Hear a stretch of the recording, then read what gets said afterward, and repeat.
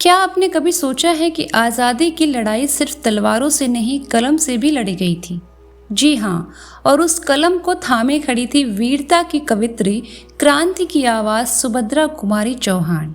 आज उनके जन्म दिवस पर आइए जानते हैं उनके जीवन, संघर्ष और कविता के बारे में।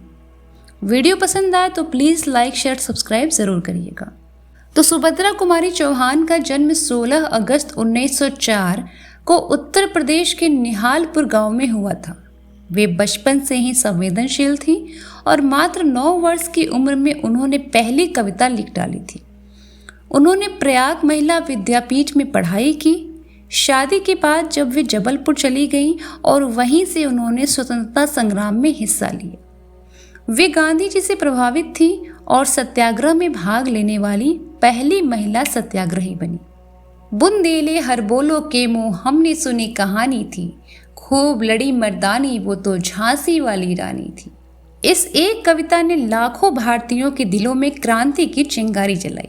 सुभद्रा कुमारी जी ने केवल वीर रस ही नहीं बल्कि श्रृंगार, करुणा और बाल साहित्य भी रचा।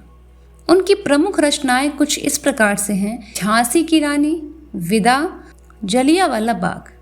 वे आम बोलचाल की भाषा में गहरी बातें कह जाती थी। यही उन्हें आम जनता की कवित्री बनाता है। जब गांधी जी ने असहयोग आंदोलन का आह्वान किया, सुभद्रा जी ने अपने बच्चों को घर पर छोड़कर जेल जाना स्वीकार किया। वे कहती थीं कि देश पहले है और घर बाद में। ये साहस और त्याग ही उन्हें बहुत ही खास बनाता है। आज के समय में जब देश को एक फिर से संवेदनशील और साहस की ज़रूरत है, तो सुभद्रा कुमारी चौहान की कविताएं हमें न सिर्फ प्रेरणा देती हैं बल्कि न्याय के लिए खड़ा होना भी सिखाती हैं।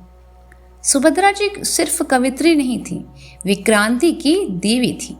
उनके शब्द आज भी गूंजते हैं, खूब लड़ी मर्दानी वो तो झांसी वाली रानी थी। तो आइए इस जन्म दिवस पर हम प्रण लें कि उनकी तरह सच्चाई, नारी सम्मान और राष्ट्रभक्ति को जीवन में अपनाएंगे। जय हिंद, जय भारत।